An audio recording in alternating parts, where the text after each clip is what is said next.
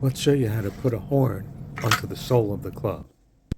Almost all of the horn had a splay on the heel end. That's what I just marked.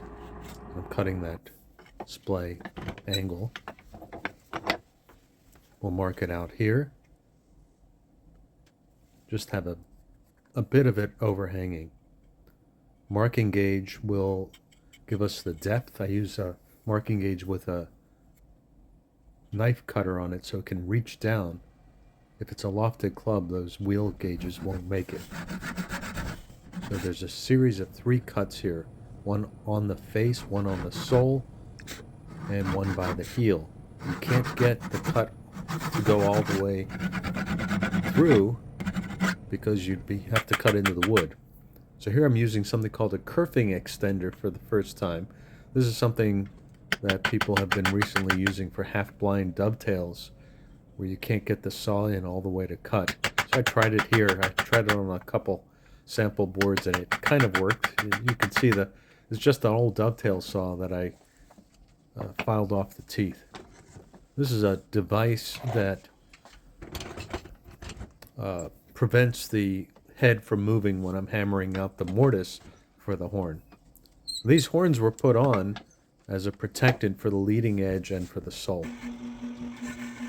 Always polish the chisel beforehand. Here we're just taking out a little sliver along the edge of that saw cut so I don't inadvertently get my chisel into the part that I don't want to get it into.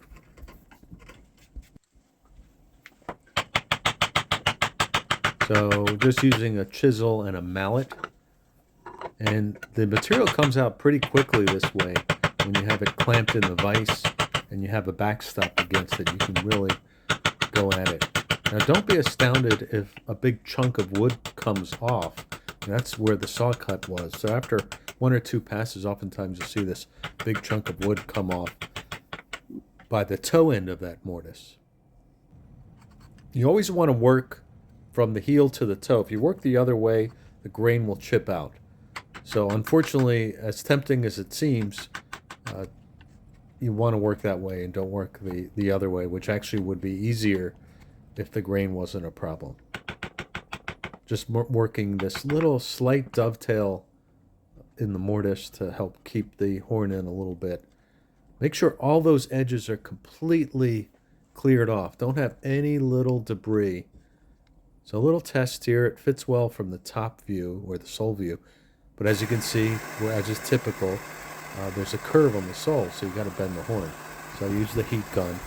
I actually don't use this device too much, but I just was leaving, and I just wanted to leave it in there to see what would happen. This type of device would have been used with hot water, and you let it dry. So I'm clamping the horn here using a egg beater drill. It's very important to get your angle steep enough that you don't drill through the face. That's why I'm looking down. So these 3 holes are for 3 pegs that will help secure the horn. So you can see how steep it is. I start off kind of vertically and then angle the drill. It's interesting, in a historical note, somebody mentioned how Robert Forgan invented this method of drilling angled into the head. Well, if you didn't angle it, you'd be right through the face. So that's BS. Just preparing some high glue. I use a combination of high strength and medium and low strength because I didn't have the medium strength. So you can do that. That works out fine. Just dousing it with the hide glue. The nice thing about hide glue is that it's reversible with heat and humidity. The bad thing about it is it's reversible with heat and humidity. Just hammering home the pegs. You got to work pretty quickly here, or make sure your piece of wood is warmed up. You can actually take a heat gun and warm it up. It'll give you more of an open time. Got a sticky mess there. Using the hammer here to peen the pegs over, which serve as their own clamp or vise. So all I ended up needing was a little clamp on the toe end. Cleaned off a little bit of the glue. And I left this overnight, and it came out pretty nicely.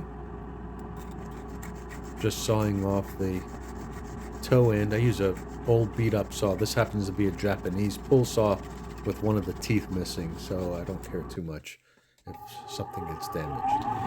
I've been recently using this Shinto rasp to clean up the horn. It works faster than anything else I was using. I used to use a float and a scraper, but the final finishing is with the scraper. You get a much nicer finish. Just working on the face here. It's important that the leading edge stays straight while the top of the horn might be slightly cupped, as is the face. So I'm checking the leading edge, making sure it's straight. You don't want it cupped there.